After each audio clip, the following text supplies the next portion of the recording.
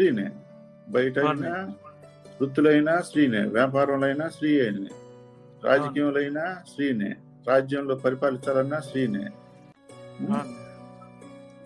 ఎక్కడ తీసుకున్నా ఈనాడు స్త్రీ పాత్ర ప్రధానంగా, ఎందుకంటే ఆ పురుషుని తత్వం స్త్రీలో ఎక్కువైంది.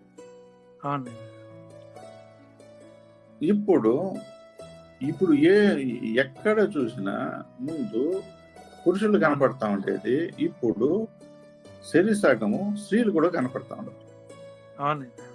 స్త్రీలే ముందు కనపడతా ఉంటారు. ఇప్పుడు ఒక ధర్నా తీసుకున్నా, ఒక బంద్ తీసుకున్నా, ఒక మీటింగ్ తీసుకున్నా, ఒక మన సమాజానికి సంబంధించిన ఏదన్నా ఒక విషయాన్ని తీసుకుని 10 మంది కలవాలన్నా, ఎక్కడైనా కూడా స్త్రీ పాత్ర ప్రబలమైంది. ఇప్పుడు స్త్రీలు ముందుకు కనపడుతున్నారు.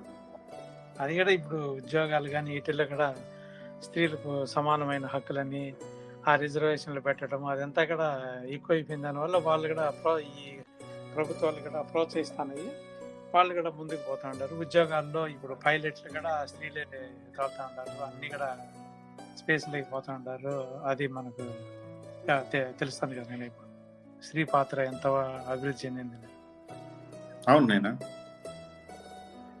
ఎందుకంటే ఇక్కడ పురుషుని యొక్క ఇవి ఇప్పుడు స్త్రీలోకి ప్రవేశించేసినాయి. మనం గమనించాల్సింది ఏమంటే, ప్రకృతిలో ఉన్నటువంటి పురుష తత్వము స్త్రీలోకి అవి ఎప్పుడైతే చేరుకున్నాయో, ఇప్పుడు స్త్రీతత్వం అనేది పురుషుని తత్వంగా మారిపోతుంది.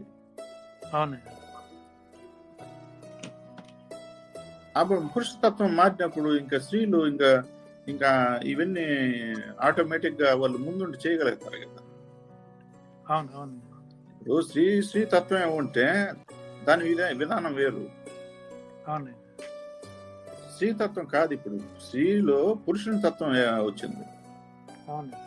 పురుషుని తత్వం వచ్చింది కాబట్టి ఇప్పుడు ఇవన్నీ చేయగలుగుతున్నారు, ఇవన్నీ మాట్లాడగలుగుతున్నారు, అన్నిటికీ ముందుకు రాగలుగుతున్నారు.